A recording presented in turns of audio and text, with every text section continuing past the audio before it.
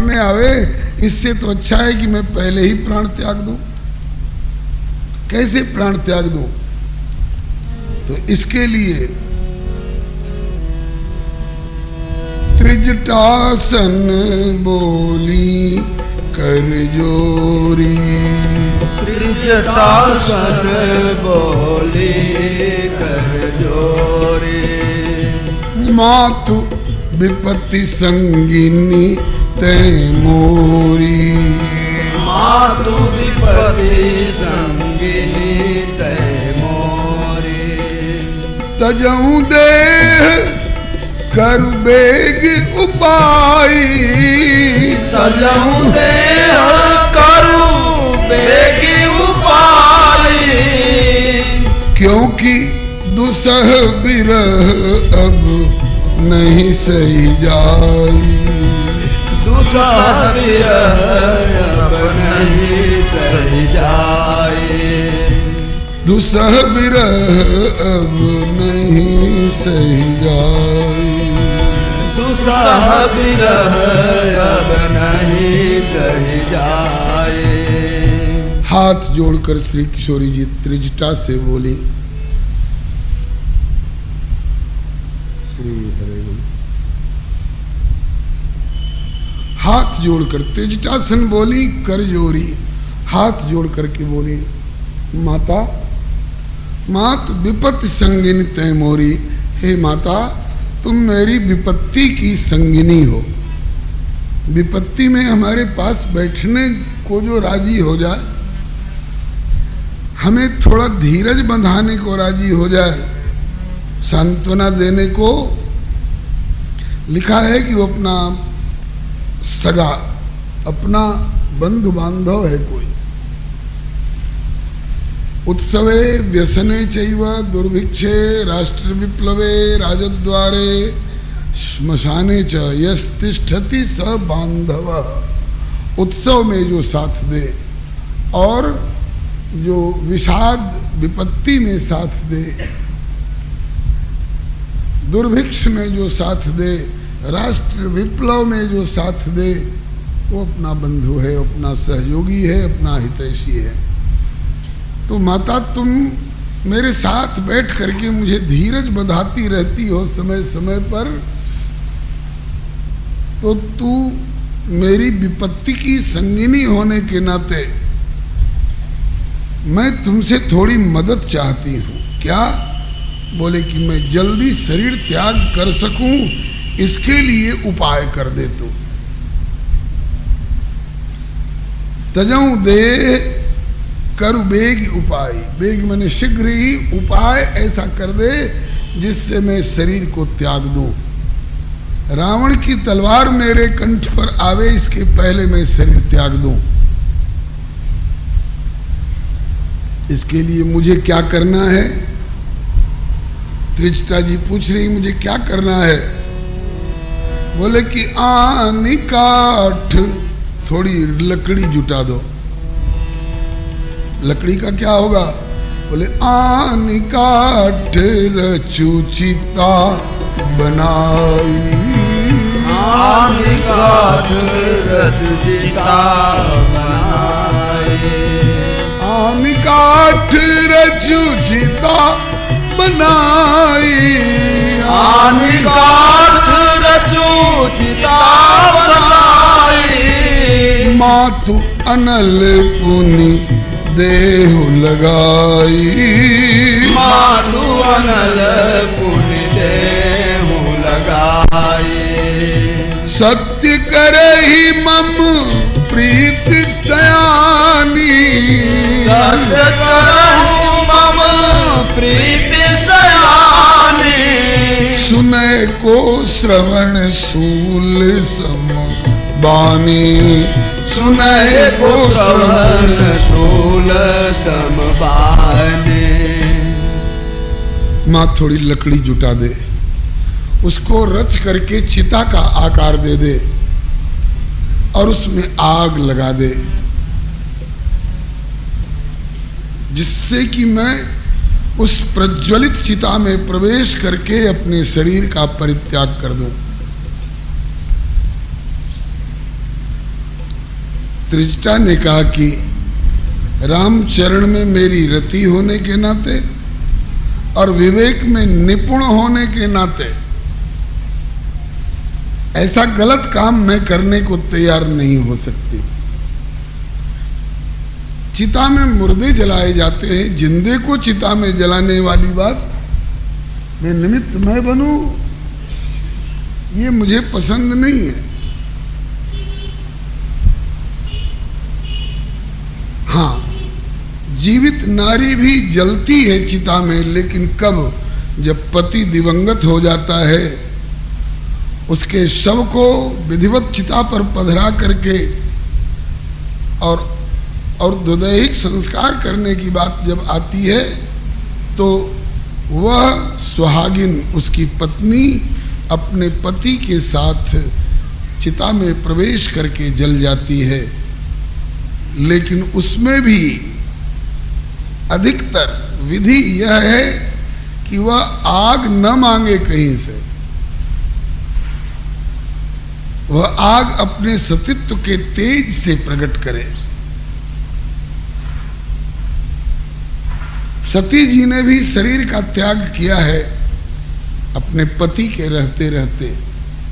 रामचरितमानस में आता है, सती जो तजी दक्ष मख देहा, लेकिन उन्होंने दियासलाई, तेल, घी और पेट्रोल की और लकड़ी की आग से अपने को नहीं जलाया है। दक्ष शुक्र संभव यह देही, अपिता बंद मत निंदते, तजिहो तुरत देते हेतु उर्धरी चंद्रमौल वृष केतु, असक योग अग्नि तनु जा रहा। योग की अग्नि से उन्होंने अपने शरीर को दग्ध किया है। योग की अग्नि योग धारणा के द्वारा अंगूठे से अपने आप प्रकट होती है। सतियां सूर्य नारायण से आग मांग लेती हैं, सूर्य नारायण की ओर देखती हैं, प्रार्थना करती हैं और अपने आप आग प्रकट हो जाती है और वो दग्ध कर लेती हैं अपने को। ये भारतवर्ष में ये सतियों का देश है, यह संतों का देश है, यह शूरों का देश है। जननी जने तो भक्त जन कह दाता कह शूर, नहीं तो अच्छी बांझ रहो क्यों व्यर्थ गमावती नूर। क्योंकि तीन सजावत देश को सती संत और सूर, तीन लजावत देश को कुलटा कायर कूर। घटनाएं घटती रहती हैं यत्र तत्र, अभी भी इस कलयुग में भी। अभी 15 साल नहीं हुआ होगा, ब्रज का एक गांव है सीह पलसों, वहां एक सती का पति दिवंगत हुआ। उसने कहा कि मैं सती होऊंगी। लोगों ने कहा कि लॉर्ड विलियम बेंटिंक के समय से सती प्रथा बंद कर दी गई है। कहा कि कोई दूसरा मुझे जलावे तब वो दोष का भागी हो सकता है, केस मुकदमा दायर हो सकता है, मैं अपने को अपने आप दग्ध करूंगी। और कहा कि तुमको आग कोई नहीं देगा। उसने कहा कि आग की कोई आवश्यकता नहीं, और बैठ गई चिता बना करके पति के साथ। और सूर्य नारायण की ओर देखा, सैकड़ों लोग घेरे हुए थे, अपने आप आग प्रज्वलित हो चुकी थी। 15 वर्ष से ज्यादा अभी नहीं हुआ होगा, मेरे ख्याल में 10 वर्ष शायद हुआ है कि नहीं, ये घटी घटना है। सीह पलसों, अभी वहां पर समाधि बनी हुई है। अस्तु। त्रिजटा जी बोली कि देवी तुम सुहागिन हो, अभी तुम्हारा पति जीवित है और वो भी समर्थ है, श्री राम समर्थ है। ये तो क्या सोचकर ऐसी लीला ठाने हैं वे जाने और आप जानो। ऐसा कैसे कर दूं कि मैं लकड़ी जुटा लूं, और इस रात में लकड़ी कहां मिलेगी। अशोक वाटिका की ऐसी व्यवस्था थी कि पवन देव को हिम्मत नहीं थी जो जोर से चले और दो पत्ते गिर जाएं। अगर पत्ते गिर जाएं पवन वेग से तो रावण पवन देव को कोड़े लगाने को तैयार रहता था। गोस्वामी जी ने लिखा है, मेघनाद ते दुलारो बाग। मेघनाद उसका अपना बेटा है, उससे भी अधिक दुलार अपने उस अशोक वाटिका को करता था। अब वहां सूखी लकड़ी कहां मिलेगी? लकड़ी भी मिल जाए तो निशी न अनल मिल सुन सुकुमारी। हे सुकुमारी, रात में आग कहां खोजूंगी, कहां आग मिलेगी? सब अपना अपना चूल्हा भी ठंडा कर करके विश्राम कर रहे होंगे। श्री हरे नमः।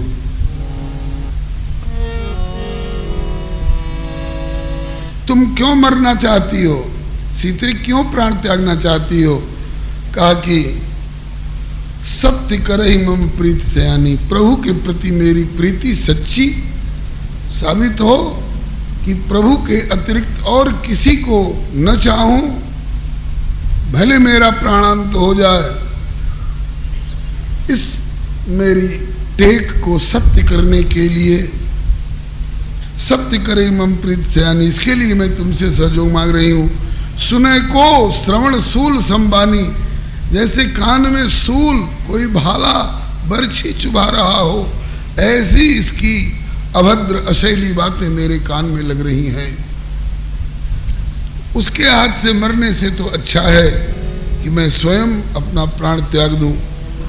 त्रिजटा जी ने सुनत बचन पद गई समुझाए सी, सुनत बचन पद गई समुझाए, सुनत बचन पद गई समुझाए सी, सुनत बचन पद गई समुझाए सी, प्रभु प्रताप बल सुजस सुनाए सी, प्रभु प्रताप बल सुजस सुनाए सी, प्रभु प्रताप बल सुजस सुनाए सी, प्रभु प्रताप बल सुजस सुनाए सी। श्री जानकी जी के वचन सुनते ही त्रिजटा ने सीता जी के पांव पकड़ लिए। मैं आपके पांव पड़ती हूं, प्राण त्यागने का विचार छोड़ दो, प्राण त्यागने की बात मत सोचो। प्रभु आएंगे। जब मुझे सपना हुआ है कि बानर ने आकर के लंका को जलाया और नगर में रघुवीर की दुहाई फिरी है, रावण मारा गया है, विभीषण को लंका का राज्य दिया गया है, ये सपना मेरा सपना अनर्गल नहीं हुआ करता है। मैं अनर्गल सपना नहीं देखती हूं। जो रामचरण में रति और निपुण विवेक में निपुणता जिसके पास है वो अनर्गल सपना नहीं देखेंगे। तो प्रभु आएंगे, प्रभु के प्रताप के बारे में कुछ बताया, प्रभु के बल के बारे में बताया और प्रभु का सुजस बखान करके कहा कि धीरे धारण करो, अपनी ओर मत देखो, प्रभु की ओर देखो। बहुत बढ़िया बात कही। कहा कि मां मैं तो चाहती थी कि आग कहीं से जुटा दे। तब उनने ये तर्क दिया, निसिन अनल मिल सुनो सुकुमारी, निसिन अनल मिल सुनो सुकुमारी, अस कही सो निज भवन सिधारी, अस कही सो निज भवन सिधारी। इसका मतलब है कि अभी पूरी रात बीती नहीं है। वैसे रात्रि का शेष भाग है लेकिन पूरी रात बीती नहीं है। रावण आकर चला गया तो रात थी, निशाचरियां त्रास दे रही हैं तो रात्रि है। और हनुमान जी विचार कर रहे हैं, करे विचार करो का भाई, तो रात्रि है। निशाचरियों से त्रिजटा ने अपना सपना सुनाया तो रात्रि है। और जब सीता जी आग मांग रही हैं तो उस समय भी रात्रि है, अभी सवेरा हुआ नहीं, होने वाला है सवेरा, थोड़ी देर में, आधा घंटा में हो जाए, पौन घंटा में हो जाए, घंटा भर में हो जाए, तब निसी न अनल मिल, रात में आग नहीं मिलेगी सीते। असक ही सो निज भवन सिधारी, वह भी अपने भवन चली गई। अब उस अशोक वाटिका में और सब राक्षसियां पहले जा चुकी थी। जाता गई सकल मिली सीता कर मन सोच, उस समय केवल जानकी जी और त्रिजटा जी थी। हनुमान जी का पता नहीं है कि एक और कोई आकर के बैठा है। हनुमान जी तब तक सब देखते रहे, सुनते रहे, प्रतीक्षा में रहे। जिस समय करई विचार करो का भाई, विचार कर रहे थे कि हे भाई मुझे क्या करना चाहिए, तो उसी समय त्रिजटा ने अपना सपना सुनाया कि सपने बानर लंका जारी। तो त्रिजटा के यह स्वप्नगत अनुभव को व्यक्त करने वाला वाक्य, इसने हनुमान जी को एक मार्ग दे दिया। बानर लंका में आया है, ये असंभव था।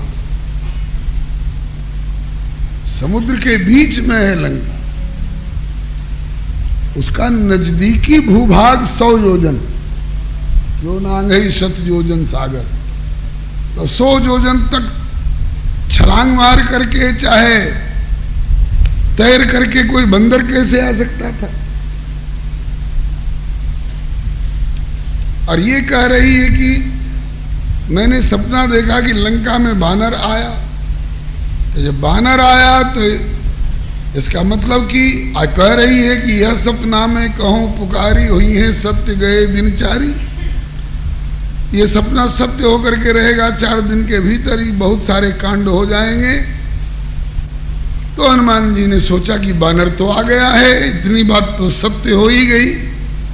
और अब लंका को जलाने वाली बात जो है, वैसे मैं लंका को जलाने की योजना लेकर नहीं आ रहा हूं, लेकिन आग की चर्चा वाणी में तो आ गई। माता जानकी आग मांग रही हैं, विरह की आग से जलती जलती, विरह आंच से बचने के लिए ये काठ वाली आग खोज रही हैं।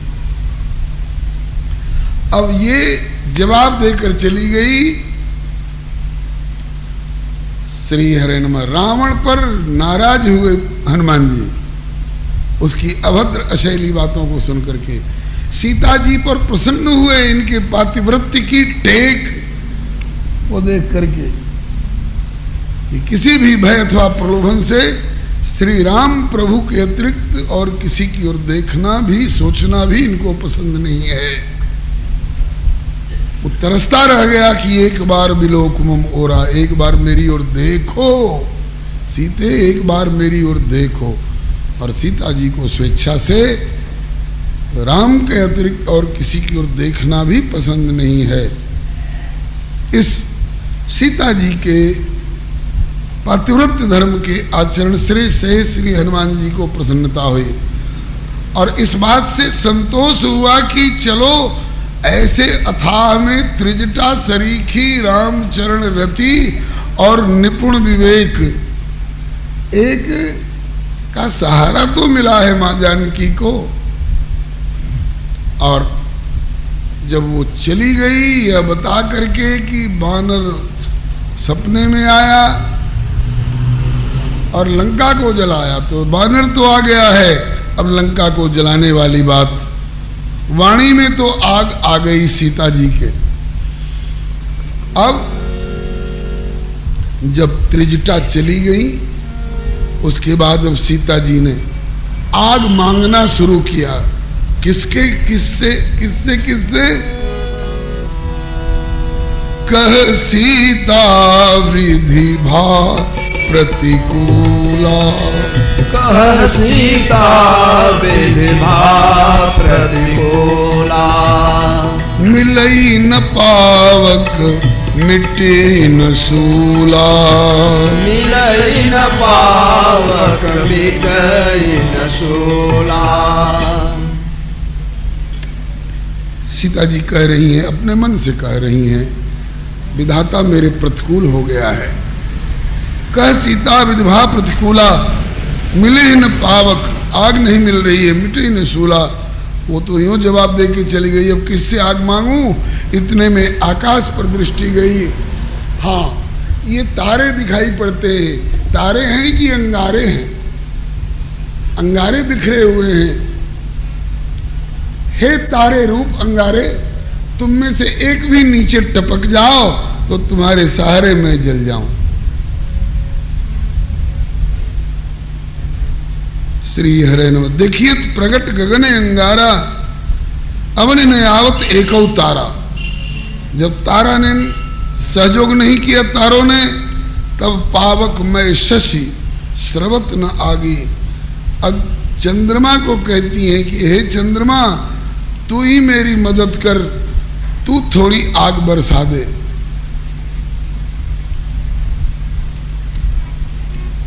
लेकिन चंद्रमा ने भी आग की वर्षा नहीं की। पावक में शश स्रवत न आगी। क्यों? बोले मानव मोहि जान हतभागी। मुझे हतभागिनी जान करके चंद्रमा भी मेरी उपेक्षा कर रहा है। हतभागिनी, कौन तुझे आग दे, तू अभी जलो प्रभु के विरह में। चंद्रमा ऐसा काहे को कहेगा बेचारा। लेकिन सीता जी कह रही हैं कि मुझे हतभागिनी जान करके चंद्रमा शायद ऐसा सोच रहा हो। फिर अब किससे आग मांगू। इतने में अशोक वृक्ष के नूतन किसलय की ओर देखा। किसलय कहते हैं नए नए कोपल जो निकलते हैं न पल्लव में, तो उनमें किसी किसी वृक्ष में महुआ के पत्ते में लाली होती है, पाकड़ के नए कोमल में लाली होती है, पीपल में भी, बरगद वाले में भी लाली होती है। तो फुनगी पर जो नूतन किसले निकल रहे हैं कोपल, उनमें लालिमा देख करके कहती हैं कि सुनहि विनय मम बिटप अशोका, सत्य नाम करु हर मम शोका। अरे भैया वृक्ष, तेरा नाम अशोक है ना। अशोक का मतलब होता है जो शोक रहित हो और अपने नीचे आने वाले को भी अशोक कर दे, शोक रहित कर दे। तो मुझे तू इस चिंता से मुक्त कर। इसके लिए क्या कर सकता हूं? तो कहा कि नूतन किसलय अनल समाना। तेरे नवीन नवीन जो कोपल निकल रहे हैं वो अनल के समान लाल लाल दिखाई पड़ रहे हैं, तो उसी में से थोड़ी लाल लाल आग टपका दे। नूतन किसलय अनल समाना, देहि अग्नि जन करे निदाना। ये सीता जी अकेले में बोल रही हैं। राक्षसियां भी रावण तो लौट ही चुका है अपने समाज के साथ, राक्षसियां भी जा चुकी हैं, त्रिजटा भी असकई सो निज भवन सिधारी। अब अकेली सीता जी, इन्हें पता नहीं है कि मेरा लाडला मददगार बेटा हनुमान मेरे सिर पर आ चुका है, प्रभु की कृपा आ चुकी है। तो ये अकेले अपने आप में विरह की ज्वाला में जलती हुई श्री किशोरी जी और जिससे तिससे आग मांग रही हैं। इस स्थिति को देखकर हनुमान जी की आंखों में आंसू आ गए और सोचा कि क्षण है कि कल्प है। क्षण कल्प के समान व्यतीत होने लगा हनुमान जी को। देखी परम विरहाकुल सीता, देखी परम विरहाकुल सीता, सो क्षण कपि कल्प सम बीता, सो क्षण कपि कल्प सम बीता, सो क्षण कपि कल्प सम बीता, सो क्षण कपि कल्प सम बीता। उस समय का एक क्षण भी हनुमान जी के लिए कल्प के समान व्यतीत हो रहा था। कपि कर हृदय विचार, कपि ने हृदय में विचारा, अब मुझे क्या करना चाहिए। मां आग मांग रही हैं और लंका में आग नहीं मिल रही है, या तो आग रहते हुए भी बहाना कर गई होगी। तारे भी आग नहीं बरसा रहे हैं, चंद्रमा भी आग नहीं बरसा रहा है, अशोक भी आग नहीं बरसा रहा है, तो क्या करूं, मैं आग बरसा दूं, आग बरसा दूं। मां आग की मांग कर रही हैं अशोक के नीचे बैठ करके, तो जी चाहता है कि आग बरसा दूं, लेकिन वो आग कैसी हो जो मेरी मां को तो शीतलता प्रदान करे और सारी लंका को जला करके राख कर दे। वो आग कैसे है, कैसी होगी, वो आग कहां से आएगी।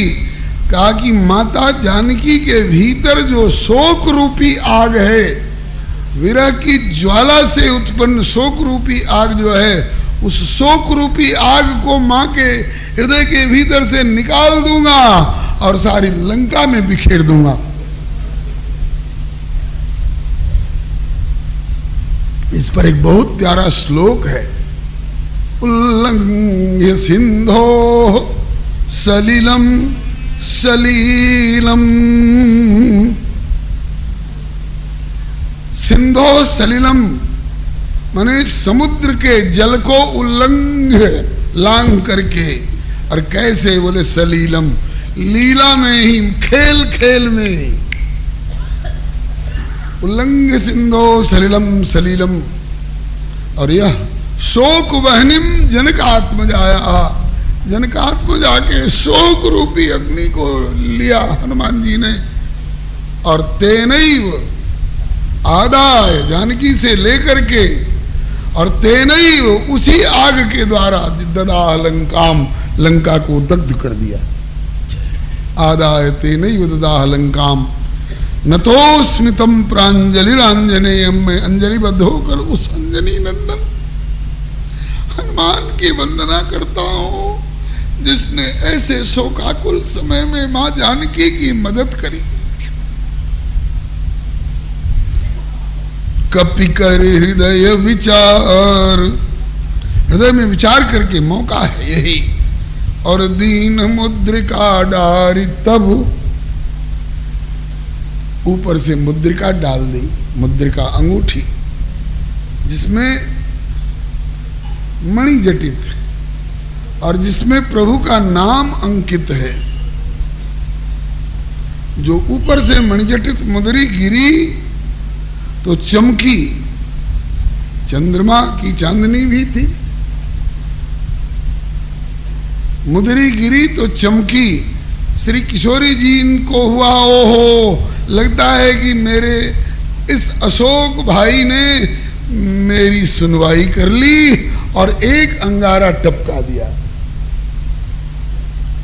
कपि कर हृदय विचार दीन मुद्रिका डारी, तब जानकी जी को कैसा लगा, बोले जनु अशोक अंगार दीन, मानो अशोक वृक्ष ने अंगारा दे दिया।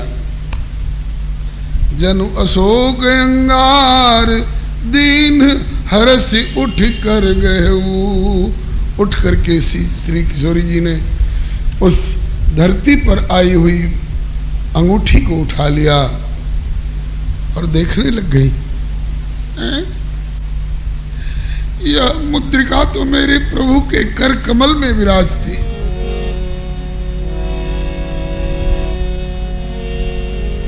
यहां कैसे आ गई। तब देखी मुद्रिका मनोहर, तब देखी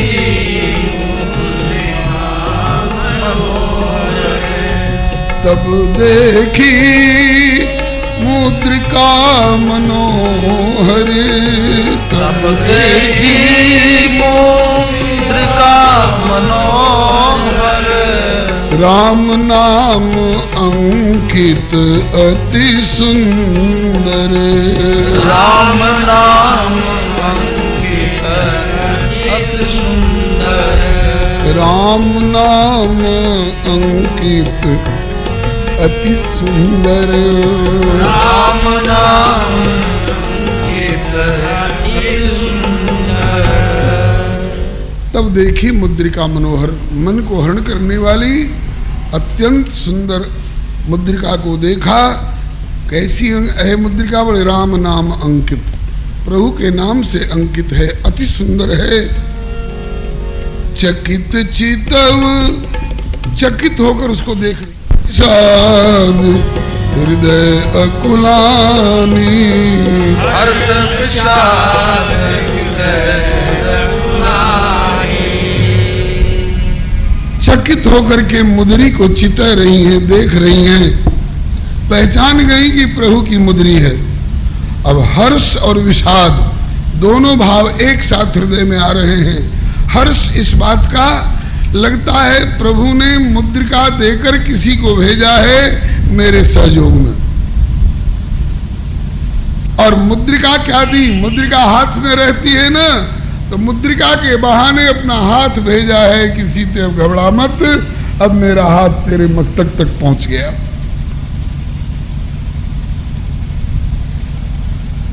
इस बात का तो हर्ष हुआ, लेकिन विषाद भी हुआ। विषाद इस बात का हुआ कि कहीं किसी ने मेरे प्रभु को पराजित करके और उनकी अंगूठी छीन करके मुझे धोखा देने के लिए जैसे कनक मृग भेजा गया था मेरे सामने, ऐसे ही इस मायावी ने कोई ऐसा माया ते असुर की नहीं लाई, माया ते असुर की नहीं लाई।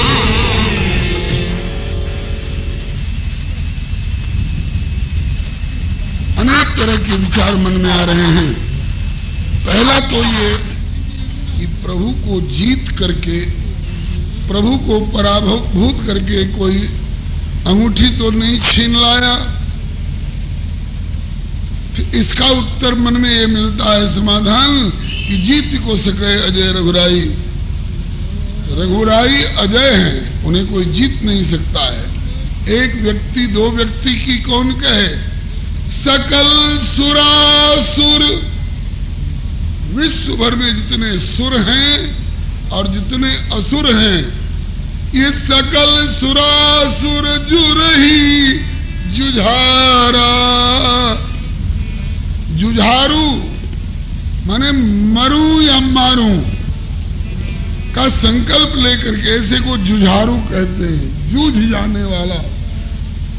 सारे सुर और सारे असुर मिलकर के अपना जुझारू रूप लेकर के आवे और सब एक ओर हों और दूसरी तरफ अकेले मेरे प्रभु हों, तो भी सकल सुरासुर जुरही जुझारा, राम समर न जीत निहारा। समर में उन्हें जीतने वाला कोई पैदा हुआ ही नहीं है, न कोई होगा, न कोई है, तो कोई जीत तो सकता नहीं। तो क्या रावण ने मेरे साथ छल करने के लिए अपनी माया से, जैसे मायामय सन्यासी का रूप अथवा मायामय कनक मृग का रूप, ऐसे मायामयी मुदरी तो नहीं लाके डाली है? तो इसका समाधान ये पाती है कि माया ते असी रच नहीं जाई। जो इस मुद्री की रचना है, माया तो ऐसी रचना कर नहीं सकती है। माया प्राकृतिक पदार्थों की रचना कर सकती है, क्योंकि स्वयं प्राकृतिक है। दिव्य मुद्री की रचना माया कैसे कर सकती है? ब्रह्मा जी आंखें फाड़ फाड़ कर ताकते रह गए जनकपुर में। चितमहि चकित विचित्र विताना, रचना सकल अलौकिक नाना। ये अलौकिक मुद्रिका इसकी रचना किसी राक्षस की माया अथवा ब्रह्मा जी तक की भी माया ऐसी रचना नहीं कर सकती है। मन विचार कर नाना, सीता जी नाना प्रकार के अनेक प्रकार के विचार मन में ला रही हैं। तब तक मधुर वचन बोलो हनुमान, मधुर वचन बोलो हनुमान, मधुर वचन बोलो हनुमान, मधुर वचन बोले हनुमान। हनुमान जी मधुर वचन बोलने लग गए। वृक्ष पर से ही, अभी नीचे नहीं आए, वृक्ष पर से ही मधुर वचन बोलने लग गए। क्या बोलने लग गए? अयोध्या में चक्र श्री दशरथ जी हुए। उनके 4 पुत्रों में सबसे बड़े श्री रामचंद्र जी, उनसे छोटे भरत जी, उनसे छोटे श्री लक्ष्मण जी, उनसे छोटे श्री शत्रुघ्न जी। श्री राम लक्ष्मण विश्वामित्र जी के द्वारा याचित होकर के उनके साथ सिद्धाश्रम में जाकर के असुरों का उपद्रव समाप्त किए, यज्ञ संपन्न कराए।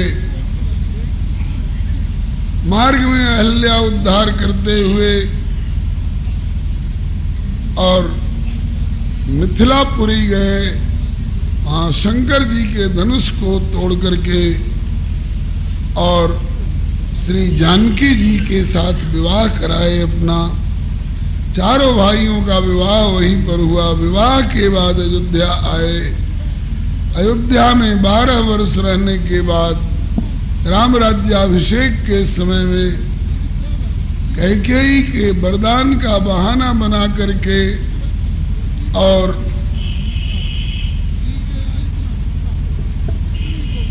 वनवास के लिए प्रस्थित हुए। चित्रकूट में निवास करके फिर दंडक वन में निवास किए। वहां भी ऐसी ऐसी घटनाएं घटी और प्रभु अपनी सीता जी की खोज में जहां तहां बानर भालू भेज करके खोज करा रहे हैं। और उसी सिलसिले में उन्होंने ये मुद्रिका मुझे दी और मैं ला करके अब माता जानकी को अर्पित कर रहा हूं। श्री हरे नमः। पहले तो श्री किशोरी जी किस तरह से विश्वास करेंगी, कौन भाषा में बोलूं, कौन शैली में बोलूं। अंत में सोचा कि भाषा की बनावट और शैली की बनावट करने की कोई जरूरत नहीं है, केवल प्रभु की गुणावली का वर्णन करे। तो रामचंद्र गुण वर्णे लागा, रामचंद्र गुण वर्णे लागा, रामचंद्र गुण वर्णे लागा, रामचंद्र गुण वर्णे लागा। सुनत ही सीता कर दुख भागा, सीता कर दुख भागा। प्रभु के गुणावली का वर्णन सुनते ही सीता जी का दुख दूर हो गया। प्रभु की गुणावली का वर्णन सुनते ही सीता जी का दुख दूर हो गया। और लागी सुने श्रवण मन लाई, लागी सुने श्रवण मन लाई, लागी सुने श्रवण मन लाई, लागी सुने श्रवण मन लाई। आदि हुते सब कथा सुनाई।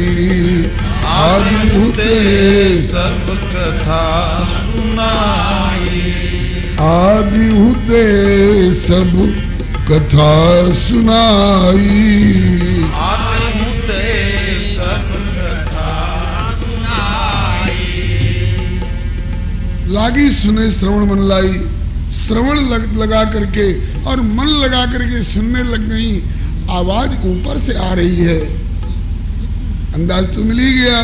वृक्ष के ऊपर से हनुमान जी राम कथा सुना रहे थे। रामचंद्र गुण बढ़ने लगा। रामचंद्र जी के गुणों का वर्णन। लागी सुने श्रवण मन लाई। श्रवण लगा करके और मन लगा करके सुनने लग गई। क्या सुना रहे हैं हनुमान जी? बोले आदि होते सब कथा सुनाई। कहा ना थोड़ी देर पहले कि अयोध्या के राजा दशरथ जी हुए, उनकी 3 रानियों से 4 पुत्रों की प्राप्ति हुई। तो इस तरह से आदि होते सब कथा सुनाई। प्रारंभ से ही सारी कथा हनुमान जी ने निवेदन की। तब श्री सीता जी को बड़ी प्रसन्नता हुई और अब उस प्रवक्ता से जिसने इतनी बढ़िया कथा सुना करके प्रभु की गुणावली का वर्णन करके मेरे विरहजन्य ताप को दूर किया, अब उनको देखने की उत्कंठा हो गई कि वो कौन है, कैसे हैं, यहाँ तक कैसे आए, उनसे मैं पूछती। तब अब श्री किशोरी जी बोलने लग गई। श्रवणामृत जेहि कथा सुहाई। अमृत जेहि कथा सुहाई। कही सो प्रगट होत क्यों न भाई। कही सो प्रकट होत क्यों न भाई। हे श्री राम का गुणानुवाद गाने वाले, अमृत के समान इतनी सुहावनी कथा सुनाने वाले आप प्रकट क्यों नहीं हो रहे हो? परोक्ष से क्यों बोल रहे हो? मेरे सामने तो आओ, आप हो कौन, ताकि मैं आपको देख सकूं, मैं आपको समझ सकूं। बस हनुमान जी को साहस हुआ। तब हनुमंत निकट चली गए। तब हनुमंत निकट चले गए। फिर बैठी मन विस्मय भय।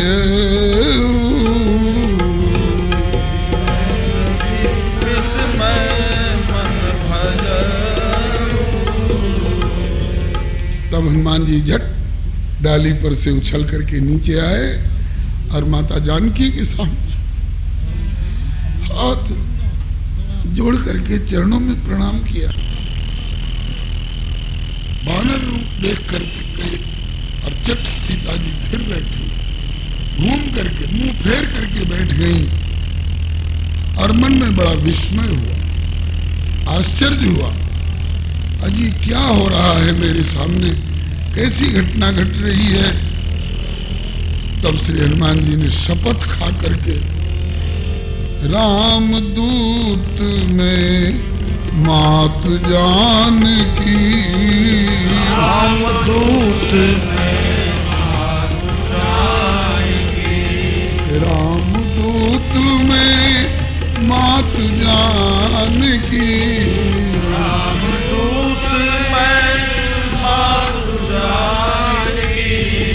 सत्य शपथ करुणा निधान की। सत्य शपथ करुणा निधान की। सत्य शपथ करुणा निधान की। सत्य शपथ करुणा निधान की। हे माता जानकी, मैं श्री राम का दूत उनके द्वारा भेजा हुआ संवाद वाहक हूं, संदेश वाहक हूं।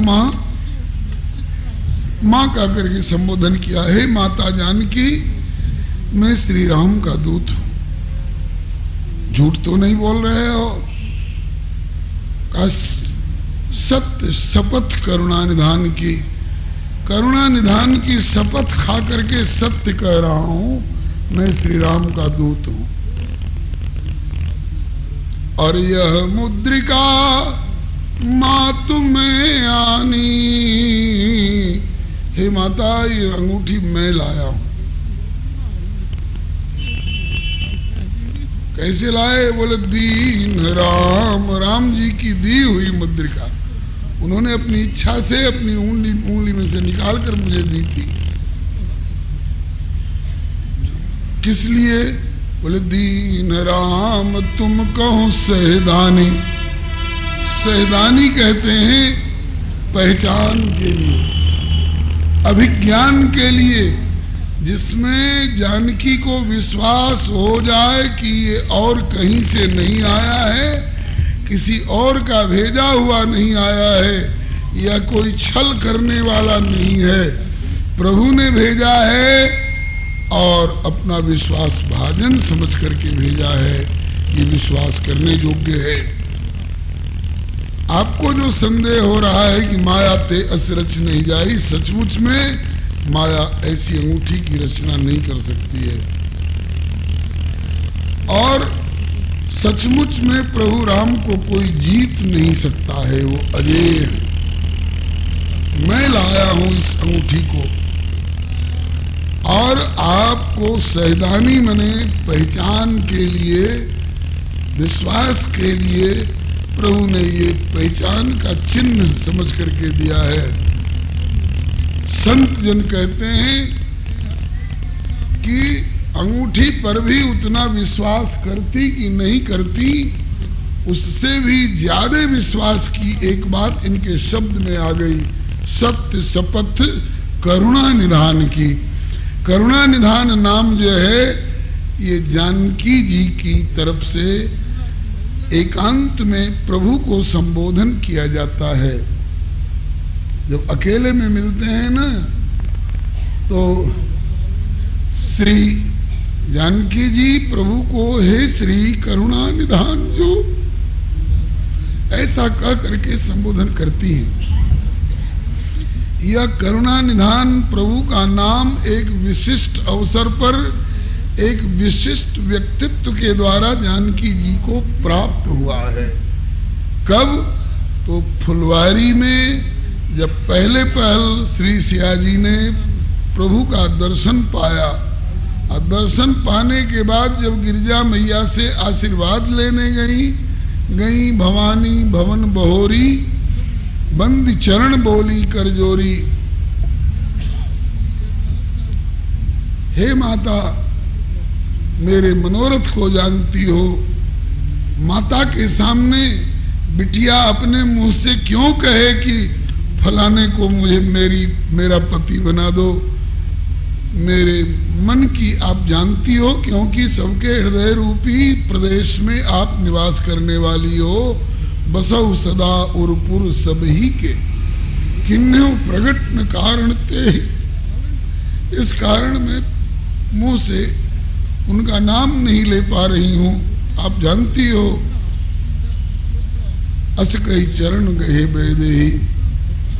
तब श्री गिरिजा मैया ने आशीर्वाद देते हुए प्रभु का यही नाम लिया है, सुन सिय सत्य आशीष हमारी, पूजी मन कामना तुम्हारी। नारद वचन सदा सुचि साचा, सोबर मिली जाहि मन राजा। अब आगे ये नाम आ रहा है, आप लोग जानते हैं, स्तुति में बोलते हैं, मन जाहि राचो मिली, सोबर सहज सुंदर सावर।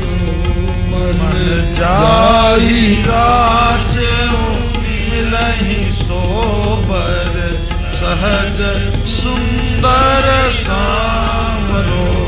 करुणा निधान सुजान शील स्नेह जानत राव। करुणा निधान सुजान शील स्नेह जानत रावरो। करुणा निधान सुजान शील स्नेह जानत रावरो। तो ये करुणा निधान नाम श्री रघुनाथ जी का श्री जानकी जी के कान में पहले पहल श्री गिरिजा मैया के मुख से निकल कर पड़ा है। तो तभी से श्री सिया जी ने इस करुणा निधान नाम को गांठ में बांध रखा है। और जब अकेले में प्रभु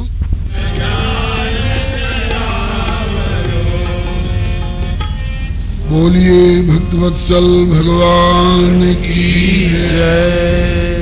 तो श्री गिरिजा मैया से प्रथम बार सुना हुआ यह करुणा निधान नाम प्रभु का श्री किशोरी जी ने गांठ बांध रखी है।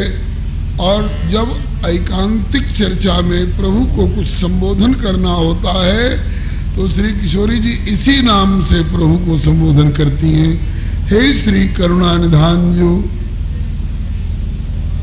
तो जब हनुमान जी को भेजने लगे हैं प्रभु सीता जी की खोज के लिए, जाने तो हजारों सैकड़ों लाखों बंदर गए हैं दिशा विदिशा में, लेकिन किसी को अंगूठी नहीं दिए हैं। हनुमान जी को पाछे पवन तनय सिर नावा, जान काज प्रभु निकट बुलावा, परसा शीस सरोरु पानी। राम जी हनुमान जी को भेजने के पहले इनके सिर पर हाथ फेरे हैं, मतलब अपनी शक्ति इनमें संचार करके। परसा शीस सरोरु पानी और कर मुद्रिका दीन जन जानी, अपना जन जानकर अपने कर की मुद्रिका इनको दी है। और इसके बाद कान के पास मुंह ले जा करके और हनुमान जी को कुछ सुनाए हैं। इसकी चर्चा गीतावली में है। नहीं बिसरत वह लगन कान की, मेरे कान में लग करके प्रभु जी कुछ कह रहे थे तो मुझे वो झांकी भूलती नहीं है कि प्रभु कितने सरल हैं। सर्वेश्वर होकर ब्रह्मा को हिम्मत नहीं जो आकर चरण फटाफट स्पर्श कर लें, और वो प्रभु मेरे कान में लग करके मुझको, तो कान में लग कर क्या क्या कहा होगा, और जो कुछ कहा हो संतों का अनुभव है। यह भी कहा है कि मेरे करुणा निधान नाम की शपथ ले करके जब कहोगे तो तब जानकी जरूर विश्वास कर लेगी कि हाँ यह प्रभु के ही यहाँ से आया है। इसलिए आज हनुमान जी ने राम दूत में मात जानकी, सत्य शपथ करुणा निधान की। हे माता, मैं करुणा निधान की सच्ची शपथ खाकर कह रहा हूँ, मैं प्रभु श्री राम का दूत हूँ, संवाद वाहक हूँ, संदेश वाहक हूँ। और यह मुद्रिका माँ तुम्हें आनी, हे माता यह मुद्रिका अंगूठी मैं लाया हूँ। दीन राम तुम कह सैदानी। श्री राम प्रभु ने आपके पहचान के लिए, आपकी प्रतीति और विश्वास के लिए ये अंगूठी दी है। तो हनुमान जी की बातों से कुछ तो भरोसा हुआ, लेकिन फिर अब कारण जानना चाहती हैं। किसी नर को नहीं भेज करके, किसी देवता को नहीं भेज करके आपको कैसे भेजा? ये नर में और बानर में कैसे मित्रता हो गई? नर बानर ही संग कहूं कैसे, नर बानर ही संग कहूं कैसे, नर बानर ही संग कहूं कैसे, नर बानर ही संग कहूं कैसे। तो कही कथा भई संगति जैसे, कही कथा भई संगत जैसे। नर और वानर में संगति कैसे बैठी, संगति कैसे हुई, नर वानर इस संग को कैसे, तब कही कथा भई संगत जैसे, पूरी कथा सुनाई कि आपके वियोग में जहां तहां भटकते हुए प्रभु ऋषिमुख पर्वत के निकट पहुंचे और अपने भाई से प्रताड़ित, उपेक्षित, सर्वस्व अपहृत सुग्रीव बेचारे वहां गुजारा कर रहे थे। उन्होंने प्रभु को आते देखा, दोनों भाइयों को, तो मुझे दूत बनाकर भेजा। मैं ब्राह्मण के रूप में गया, प्रभु से परिचय पूछा और प्रभु ने जब अपना परिचय बताया तो मुझे वरदान के समय की बात ध्यान में आ गई। जब इन्होंने कहा कि कौशलेश दशरथ के जाए, हम पितु वचन मान बन आए, यहाँ हरि निश्चर वैदेही, खोजत विप्र फिरहि हम तेहि, तब मुझे भरोसा हो गया कि ये तो प्रभु हैं। प्रभु कैसे हैं? बोले प्रभु ने जय जय सुरनायक जन सुखदायक वाली प्रार्थना के समय में सारे देवताओं को आश्वासन दिया था, जन डर बहु मुनि सिद्ध सुरेशा, तुम्हें लाग धरी हूं नरवेशा,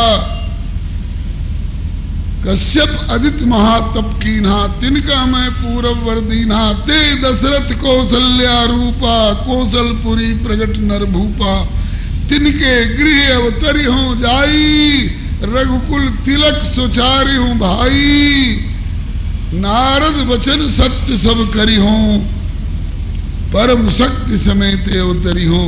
नारद जी का वचन कि तुम्हारी पत्नी से तुम्हारा वियोग होगा, तुम रोते फिरोगे और फिर करी ही किस सहाय तुम्हारी, वानर लोग तुम्हारी मदद करेंगे। ये है नारद वचन। तो नारद वचन की दुहाई देते हुए प्रभु ने देवताओं को आकाशवाणी से जो सुनाया था, तो उस समय भगवान शंकर कहते हैं कि तेही समाज गिरजा में रहे हूं, मैं भी उस समाज में था और मैंने भी आकाशवाणी सुनी थी। और जब वो बातें दशरथ जी के घर में जन्म हुआ था, कौशलेश दशरथ के जाए, इसका मतलब कि तिनके गृह अवतरी हो जाई के अनुसार ये परात्पर प्रभु के अवतार। और नारद वचन सत्य सब करी हो वाली भूमिका को अदा कराने के लिए अपनी पत्नी का हरण कराने की लीला और उनको खोज करने की लीला कर रहे हैं। और करी है किस सहाय तुम्हारी, इस नाते वानरों के मोहल्ले में आ चुके हैं, अब वानर लोग मदद करने जा रहे हैं। इसका मतलब कि ये प्रभु हैं, ऐसा मैं समझ करके प्रभु पहचान परो गई चरना, सो सुख उमा जाय नहीं मरना। प्रभु को पहचान करके मैं उनके चरणों में लौट गया मां। फिर प्रभु ने उठा करके हृदय से लगाया, निज तनु प्रकट प्रीति उर्छाई, हृदय से लगाया और परिचय हो करके उसके बाद मां मैंने बताया कि मैं सुग्रीव का सचिव हूं और मैं सुग्रीव का संरक्षक हूं। सुग्रीव भी अपने भाई से प्रताड़ित होकर, सर्वस्व अपहरित होकर के और भयभीत से गुजारा कर रहे हैं। तो आप भी दुखी और वे भी दुखी, आपका भी राज्य चला गया है, सुग्रीव का भी राज्य चला गया है, आपकी भी पत्नी चली गई है, सुग्रीव की भी पत्नी चली गई है, और समान वृत्ति और समान परिस्थिति वालों में आपस में मित्रता होती है। तो आपकी और सुग्रीव जी की मित्रता होनी चाहिए। लक्ष्मण जी ने भी वाल्मीकि रामायण में कहा है कि हमें शबरी माता ने बताया है कि आप सुग्रीव के यहाँ जाइए और सो सीता कर खोज कराई, जाता मरकट कोट पठाई। इसलिए हम लोग सुग्रीव जी से मदद लेने के लिए इधर आ रहे हैं। तो कहा कि आप सुग्रीव जी की मदद चाहते हैं तो सुग्रीव जी भी आपकी मदद चाहते हैं। दोनों में मैंने तालमेल कराया वहां। तब हनुमंत उभय दिश की सब कथा सुनाई, पावक साखी देई करी जोरी प्रीति दृढ़ाई। तब से राम सुग्रीवयोर ऐक्यम देवी एवं सम अजायत। तब से श्री राम और सुग्रीव की एकता हो गई है, मित्रता हो गई है। और ऐसे ऐसे मित्रता तो हुई आषाढ़ पूर्णिमा के बाद। उसके बाद चतुर्मासा लग गया। जहां तहां बरसात के मारे नदियां बढ़ गई, रास्ते बंद हो गए, यातायात ठप्प हो गया। इसलिए हम सब लाचार थे। कुछ तो सुग्रीव राम काज सुग्रीव विसारा भूल भी गए थे। और अब विजयदशमी के बाद, दशहरा के बाद दिन बढ़िया बन गया, नदियों का पानी भी उतर गया। इसलिए अब हम लोग खोज करने के लिए दिशा विदिशा में निकले हैं। और बंदरों को तो आप नहीं मिली, मुझको आप कृपा करके मिल गई। जटायु ने आपका पता बताया और संपाति जी ने आपका पता बताया। और आपको जब रावण लेकर के आ रहा था तो आपने एक पर्वत पर 2-4-10 बंदरों और भालुओं को देखा था। बोले हाँ। आपने उनको देख करके अपने गहने और कपड़े वहां पर डाल दिए थे। बोले हाँ। गिरि पर बैठे कपिन निहारी, गिरि पर बैठे कपिन निहारी।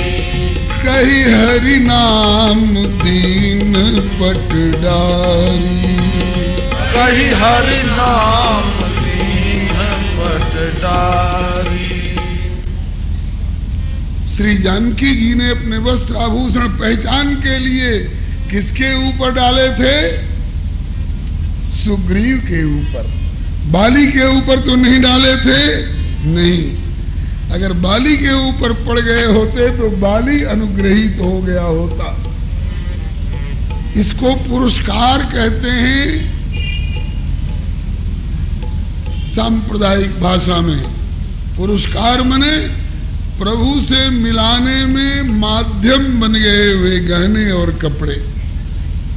तो ये सारी बातें कही कथा भई संगति जैसे। जिस क्षेत्र में पर्वत के ऊपर बानर भालुओं को बैठा देखकर आपने अपने गहने और कपड़े डाल दिए थे, वो सुरक्षित रखे गए थे। और जब प्रभु आए उनको दिखाया गया, मांगा राम तुरत तब दीना, पट उरलाय सोच अति कीन्हा। फिर वहीं से दिशा विदिशा में बानर खोज के लिए भेजे गए हैं। और अब मैं प्रभु के द्वारा भेजा हुआ होकर के और ये अंगूठी लेकर के आया हूं। नर बानर ही संग कहू कैसे, कही कथा भई संगत जैसे। पहले रामचंद्र गुण बरने लागा में सीता जी के वियोग तक की कथा तो सुनाई थी।